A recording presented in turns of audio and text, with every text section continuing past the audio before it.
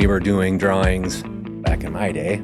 Yeah, so people who were born in the 70s and 80s probably have some value to continue adding to the company. When you're doing that by hand, you are a perfectionist. Do you have any good stories of legitimately lost drawings? It's easier to make mistakes and harder to find if you're not in tune with the process of sizing every piece of equipment. But was And then it still like a choir of angels singing because you weren't drawing it by hand? Well, I never drew by hand. I'm not that old, but yes, it's easy. You just see the riser, it appears. Welcome to the Beyond the Breaker podcast.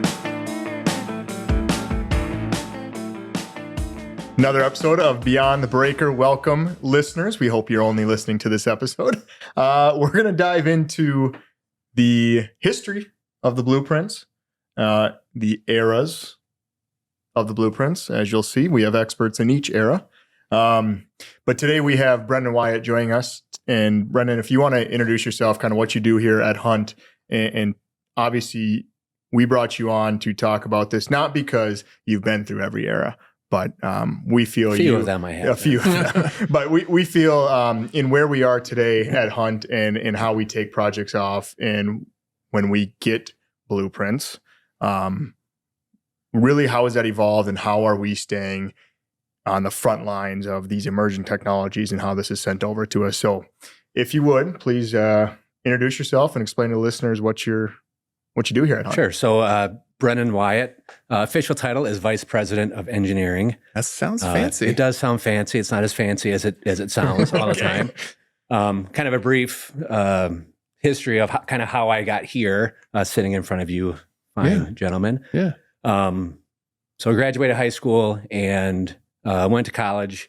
That did not really work out as I had planned. Went back and worked for my stepdad. So shout out to Papa Wayne, electrical contractor. So I was working as an apprentice for a residential electrical contractor.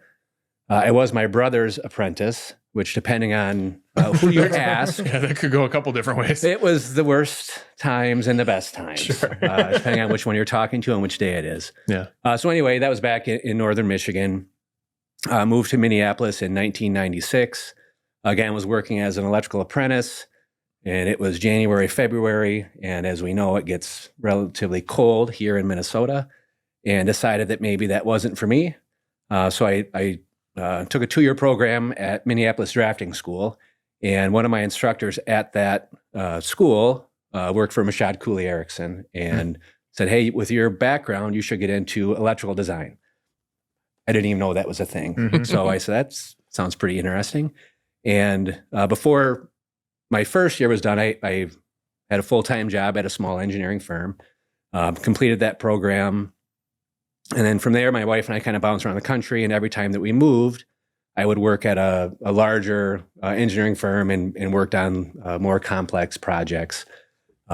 Just kind of like slowly advancing that from Yeah, one so place to the the next. first company I worked for did retail stores, so 1,500 square foot stores that go into malls, and again worked on some higher ed facilities, some healthcare, things like that. As I progressed, at these different companies, and kind of first full circle came back to Minneapolis in 2004.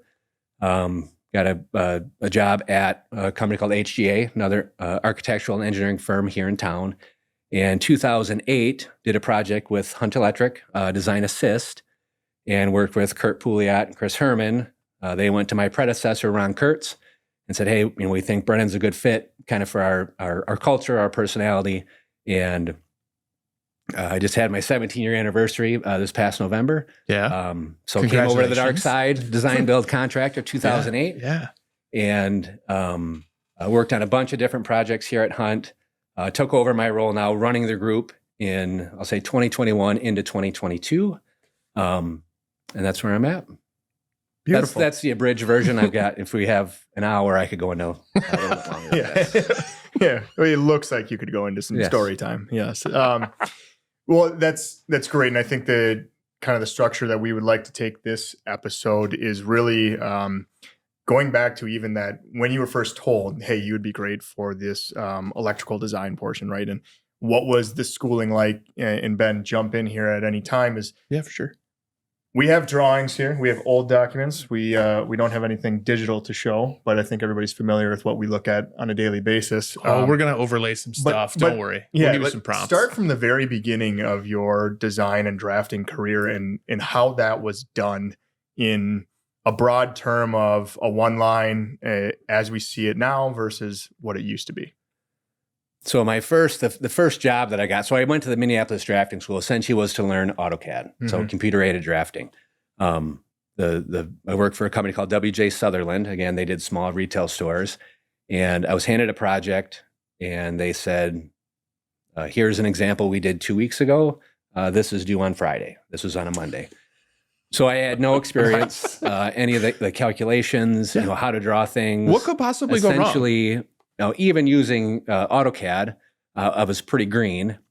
So my education, I'll call it the School of Hard Knocks, and it was, here it is, make it look like this, I'll see you in a week. And again, kind of progressed from there and got more experience. And as copying job to job in that first career path, you learn things, right? And then each move I made, more complex projects, you learn different things, kind of in the creation of those drawings.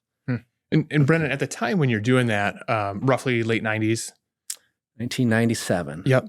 And you're using computers to do this. The internet is almost a thing. And you're using that technology to draw the stuff, move it around, delete it, erase it, change it before you hit the literal print button to put it on paper and then go share that with people in the field. Yeah? Yes. So I want to go back in time a little bit, and I'm jumping around here a little bit, Andrew. But let's go back in time. I brought in a drawing set. Grab it, man. Would you like me to grab it? Yeah. Go ahead. And Ben's got, Ben Confirst behind the camera has taken a couple of pictures of this that we're going to overlay. And just even fold up part of that, Andrew, and look at, yeah, the level of detail in these drawings on this plasticky sheet. And this is from 1962. This was hand drawn. No computers, no internet back then, Andrew. Yeah. You'd be sunk. That was even a thought. So with that, Brennan, what goes into this? And why is it on plastic? So this is Mylar. So they would use this media to create the blueprint. So in that first career I had, one of our clients had to have blueprints out on field. Mm-hmm. So we printed 2 Mylar, which is a see-through heavy paper, and you would run this through a blueprint machine, which was heavy ammonia, which is probably why I am the way I am today. I was going to say I'm getting there right and now. that was stuck in a closet running blueprints for 2 hours every Friday. Well ventilated, I'm sure. Well ventilated. Well ventilated, yes. But just that you look at the skill set, and again, things are. It's interesting to me because even the text where there's lines where the text is perfectly straight. All of the circuiting, the penmanship is phenomenal. Yeah. So the way that we create the drawings has changed, but the content is similar. The calculations, the circuiting, the distribution. There are things that are linear that stay the same, but just the way that we create it has changed. Yeah. So the time it takes to actually do this all by hand is, I can't even imagine. In today's world, that's not possible because everything is right now. Yeah. It needs to be right now. Yeah. Why aren't you done with it yesterday? Andrew, I don't know if you've ever seen prints this age. What's kind of your reaction to seeing something like this, considering that, you've been in the industry for 8-ish years? Give us the reaction. Yeah, sure. So I think a good story to tell with this, I've actually never seen that before.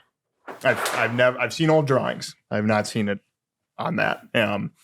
And I will agree with you. And I think something that's maybe the lost art is the penmanship. Mm-hmm. It's the fact that people are that looks like it came off a computer.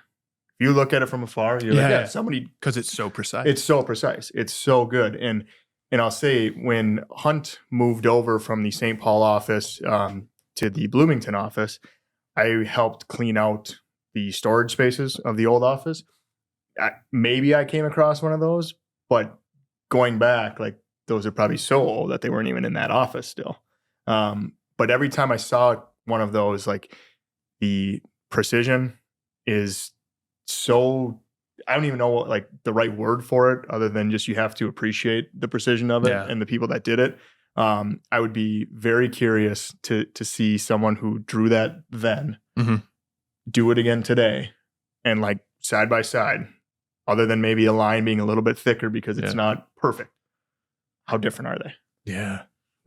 Probably And 100%, when you're doing that by hand, you are a perfectionist, and you take incredible pride in creating a drawing that now we take for granted, right? Because it's all computer aided, and it's easy to be neat and clean and precise. But back in the day when it was all by hand, just the amount, the amount of pride that someone would take in creating a drawing that would take you weeks to create, and just the meticulous nature of making sure that every dot every I, cross every T, right? Yeah, quite literally.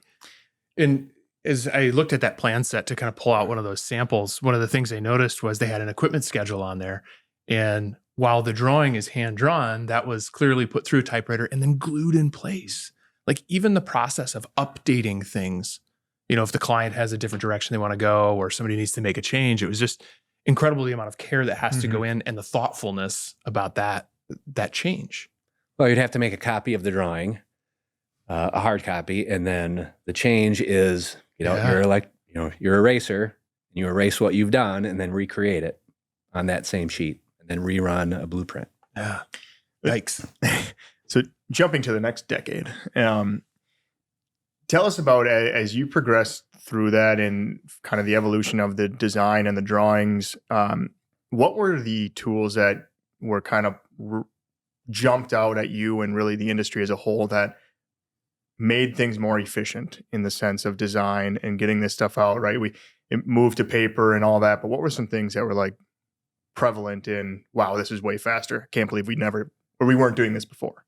Well, I think it's all software related in my mind. Again, when we were doing drawings back in my day, you would draw the floor plans in AutoCAD, but all of your schedules would be in Excel, and then you would import those into that drawing and then push print. Nowadays with Revit, all of those schedules are automatically generated. A lot of the calculations behind it are automatically generated, which gets you into some trouble, right? Because if you're relying on the machine, that's my age, right? If you're relying on the software to do all of your calculations, you can miss something, right? So you still need to think about it as you're doing the design. But it's just the automation of everything, the mathematics behind it. Yeah. We've got some staff in our group that have available fault current calculations, where it's a book of pages and pages of available fault current calculations, where now it's just put it in the software, you put in a couple of numbers and parameters, and you just assume that it's correct. Yeah. And so like a lot of what you talked about there is like adding efficiency, shortening timelines, creating less manual rework, but it can probably get you into some trouble. Do you have any sort of examples about like some of the challenges or the quote unquote mistakes that you've seen kind of get pushed through because of that automation and speed? Well, and again, in the software we use now, Revit, for example, a motor schedule. So that motor schedule is based on the information you put into a symbol, which is a motor. It's a 10 horsepower motor. This is a load. It's very easy to hit the wrong button or like just a fat size it. Yes. So you fat finger it. It's now a 100 horsepower motor, and in your mind it's 10. Yeah. So as it goes through all those calculations, it carries through all the way to the main service. So it's easier to make mistakes and harder to find if you're not in tune with the process of sizing every piece of equipment. Does that make sense? I think it does. And are you maybe suggesting, and I'm being a bit of a smart ass here, but are you maybe suggesting that even though we're having, that calculation done in an automated fashion by software, we still have to know enough to go, is that the right answer? That seems too much. It seems weird. And I don't think it'd be too far a limb to go out on to say, like, we have to do the same thing with estimating. hey, did that carry through the right way? That number seems way too big. Like we still have to have that touch. Yeah, there's always a person behind it. Again, it's easier and easier, but you still need that person to double check and make sure that what you're inputting into the software is correct.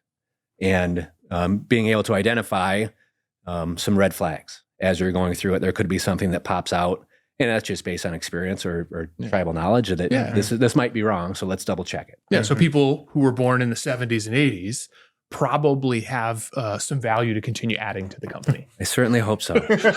Heck, me too. Understanding in today's world, right, in what we use at Hunt, we have, a drawing set that we get and everybody can make their own copy of it. There could be 50 different copies of that same drawing saved in 50 different folders. I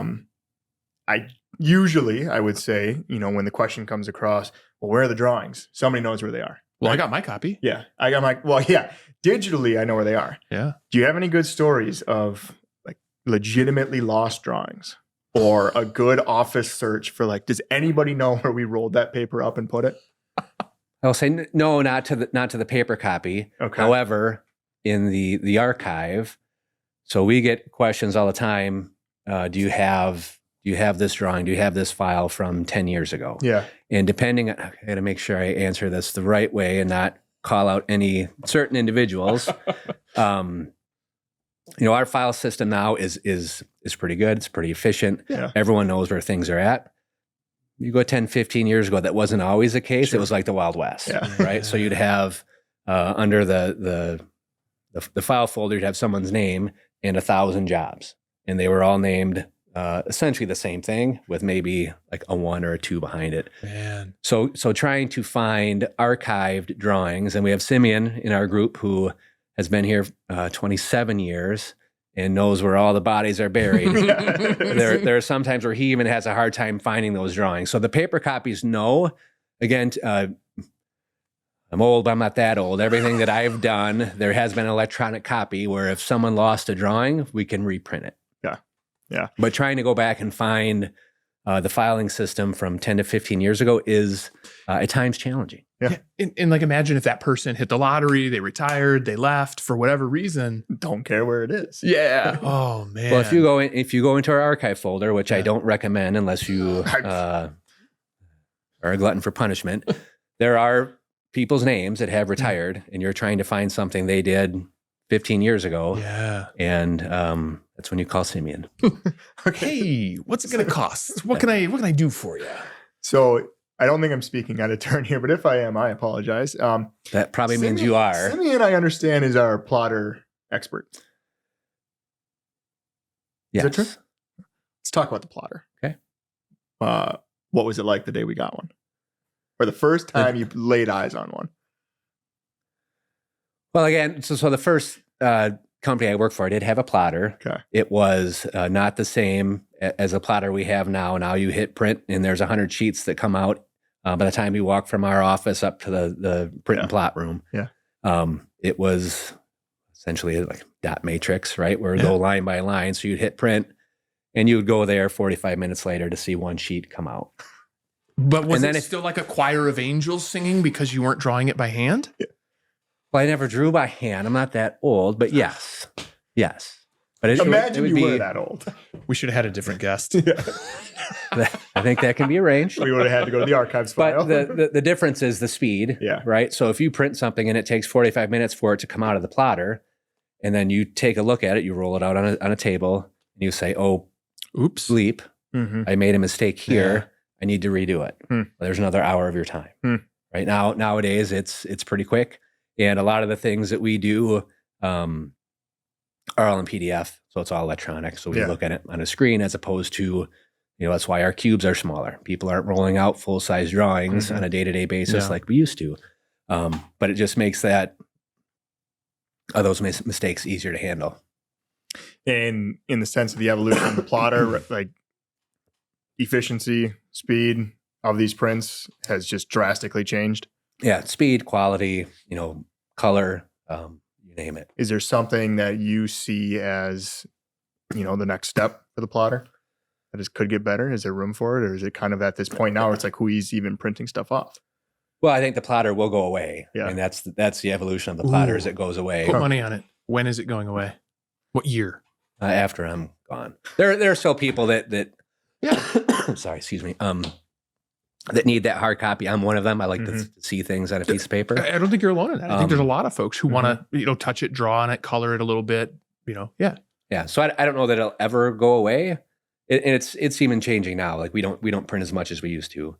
And if you get into VR goggles at some point where you're walking around a building and you're seeing everything in a virtual world as opposed to on paper. For sure. I'll be retired by the time that plotters go away. You think so? Write that down. With that being said, that technology has changed. The tools are changing a little bit. Can you look at the way that Hunt has, or maybe has not, embraced that from time to time? Are there times when we were slow adopters, when we were really kind of leading the charge? Are there ways that we're doing that today where, hey, we're a little behind the curve or we're ahead? Yeah, I would say it's a little bit of both, and it all depends on the individual. And again, in my career, it was from AutoCAD, the drafting software, to Revit, which is more in the 3D world. And there's always some people that are a little bit longer into their career and will resist that change, even though it might be more efficient. It's just different. So whether we're cutting edge, I think we are not opposed to change. I don't know that we're always the tip of the spear. Yeah, but we're pretty close behind. Okay. And the resistance is usually minimal, and once you prove the value of that next thing, then everyone gets in line pretty quickly. But you have to prove that it has that value. I want to ask one more question kind of on that same topic, and then I'll close my mouth for a little bit. When we're talking about that technology and the adoption of some of that new stuff, we are currently hiring folks who are just going through, drawing and design school, last year. Have you stumbled across somebody who maybe strikes you, got to name names, as, I'm going to use the word savant, like somebody that just got it, right? And they could use that tool and they were instantly fast. They were instantly, producing value. Do you ever see anybody kind of jump in that way? Can I say myself? Yeah, you can. That would be a lie, so I won't say that. So we had an intern. There was an intern for us for 3 summers, and actually in his off hours, he was working in our industrial design team and wrote code that would measure a cable length in the 3D world from up, over, down through a cable tray, and you could just pick on that entity, and the code that he wrote measured that cable. So that was a savant. Do not ask me how he did that. No, because I wouldn't understand it either. That was his free time? That was his free time. But loved to write code, and it realized that we had an issue where we were trying to measure this cable in the 3D world, and it wasn't very easy, and wrote a bunch of code. Yeah. Click it. Did we hire that individual? We tried. That individual is looking at going into the service as an officer. So we just wrote him a letter of recommendation a few months ago. That's so great for him. Absolutely. He was. We tried. Cool. And he had other things that he wanted to do. Yeah, heck yeah. Which is great. But things like that, and we always talk about whether it's an intern or a new employee. Like, I've done things the same way for a long time. Mm-hmm. Like, we want that next generation to say, listen, well, why do you do it like this? Mm-hmm. And sometimes our answer is, I don't know. That's why it's worked. That's the way I've always done it. Yeah. And that new voice saying, well, what if you did it this way? Yeah. Mm-hmm. And sometimes it works, and sometimes we say, that's. But I love hearing that you're open to that sort of like productive, I'm going to call it productive conflict, to consider new ideas, to try them out, to give folks latitude to bring that up. And, the culture around here allows us to do that. Mm-hmm. Love that. From a Hunt perspective, this is more so just help me do my job. What's the value of having the design team at the capacity that we do in-house with Hunt? And from your transition, what have you experienced different from your time at HGA and Mashad Cooley that working directly for an electrical contractor gives you, whether it's experience-wise, latitude, teamwork? Like, what are the benefits is kind of the overarching question there. But what have you seen that's different than working at a firm? Well, it's again, how much time do we have? 3 minutes. So there's a lot to that question. I love the fact that when we're pursuing a project, our team can get involved and help our estimators.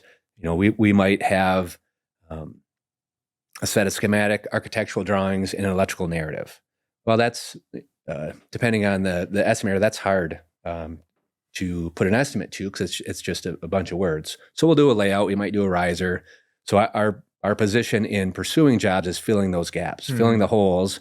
So as a company, we can provide the best best budget possible. Most precise. And again, it's not precise. Sure. But it's you're filling gaps that might be in a narrative. Cutting somewhere. out assumptions. Yes. And we're doing the best we can. And we have that, on those requests, we might have 2 days to design a whole facility. So there's a 0% chance that it's 100% right. But we'll just do the best we can. I like that math. You can't have either. But then, the benefit and the difference between a consulting engineer and design build contractor is when we are awarded a design build job, we're behind, right? We've got people with shovels in the dirt. Ready to go. We're building a building. You're the contractor. You're on board. So we probably have a third of the time to design a facility. And so it's just that's one of the major differences is just the time. Right? Because we're always behind, we're always stressed, there's always chaos. And to be in that realm, you have to have that personality to live in that chaos, because every day is chaos. Yeah. And you have to embrace it. There are so many things, RFIs. Like, we don't have RFIs. If we have an issue, if we make a mistake, that design build. Correct. If we're doing design build and we have a mistake on the drawing, which every once in a while that might happen. Again, shorter design time, right? Yeah. So we're doing the best we can. But everybody, there's never been a set of drawings that anyone has ever produced that didn't have a mistake on it. Right. Yeah. In any firm, anywhere. So if there is a general foreman that has a question or a different way to do things, or say, hey, I think this motor is sized incorrectly, can you check on that? It kind of cuts out that process of writing a formal RFI, submitting that to the engineer, waiting 2 weeks for the response, and then getting the response and saying, well, this isn't really what I was asking. We're a phone call away, right? We talked a little bit about pursuit.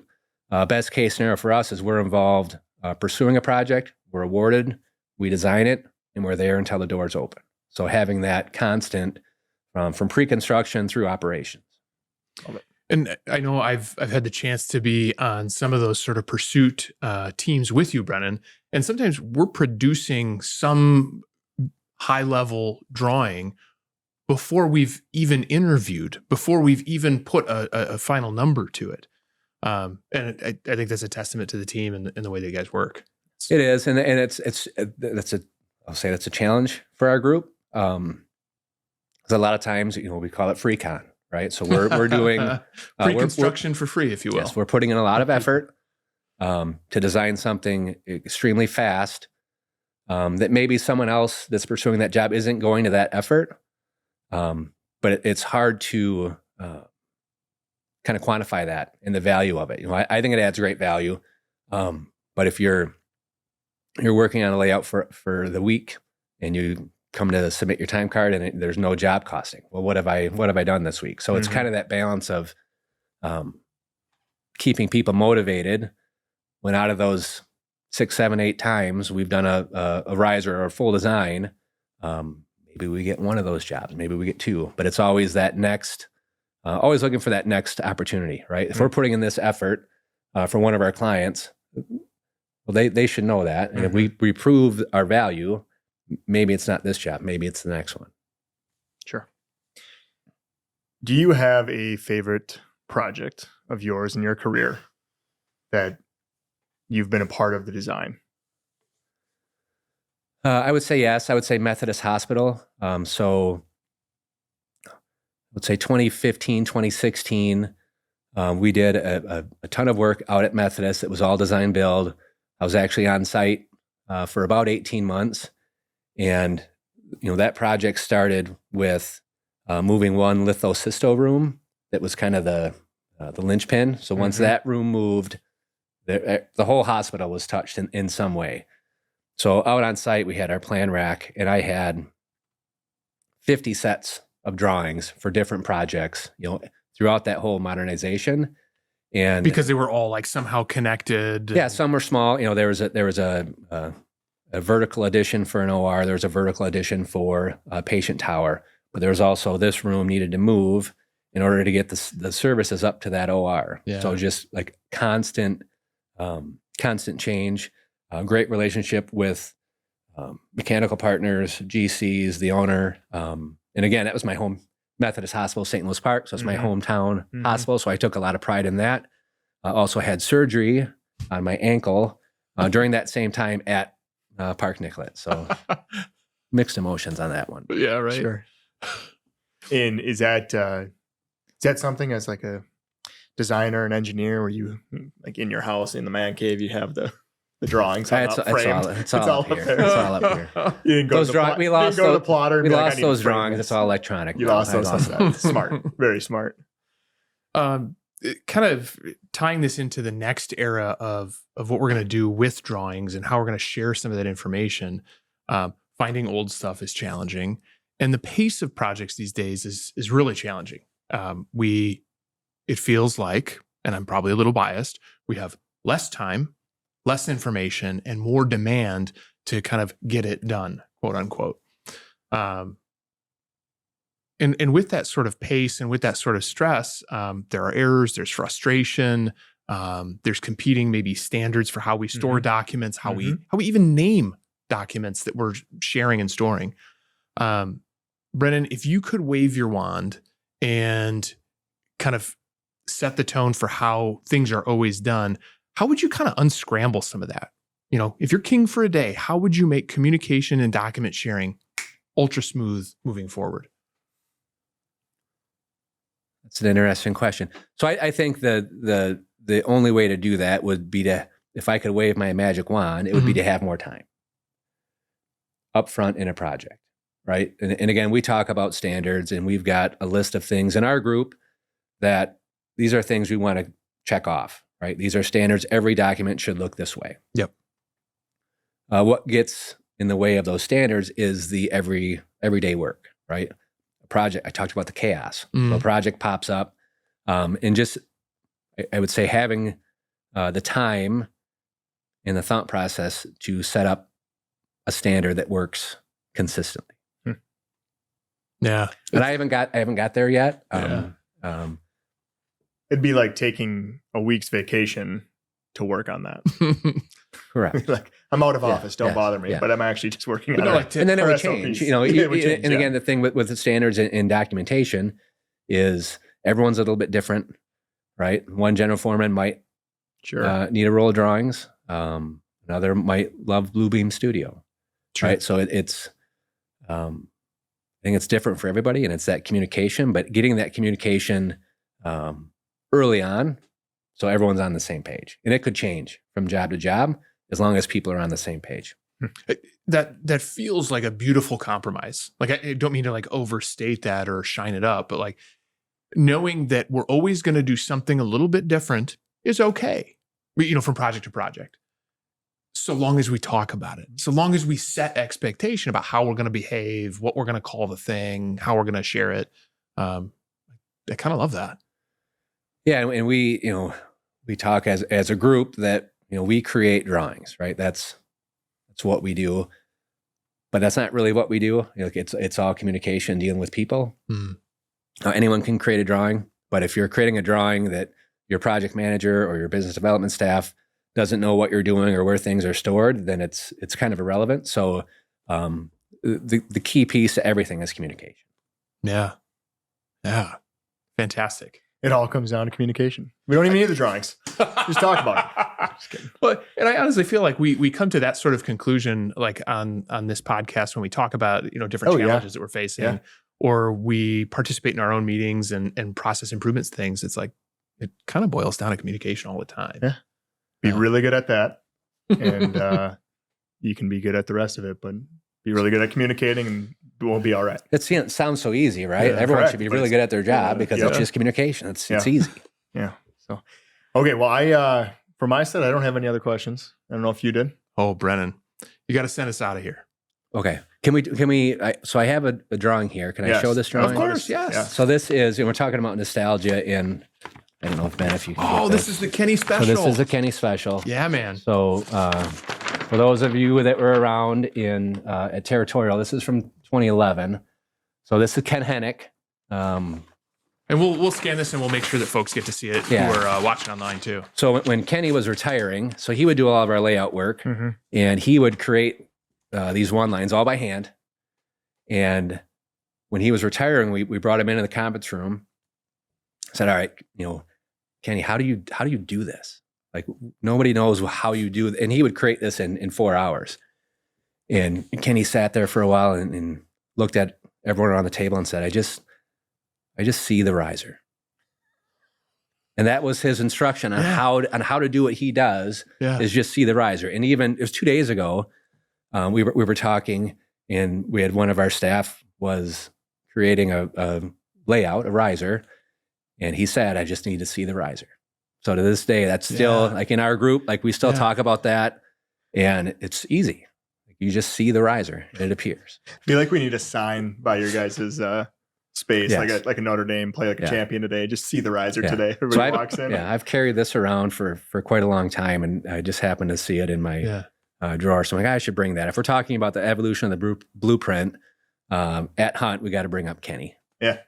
So with that said, true or false, Kenny is the Michael Jordan of riser diagrams. At Hunt Electric. True. There you have it, folks. That's it for today. Thanks, Brennan. Thanks, Brennan. We're going to end with that one? Heck yeah, man. Or was it you? No, this has never been me. It's never Are you, been me. are you the LeBron? Still living? Still playing? Or you, Bronny? Muggsy Bogues. Mugsy folks. There's an era for you.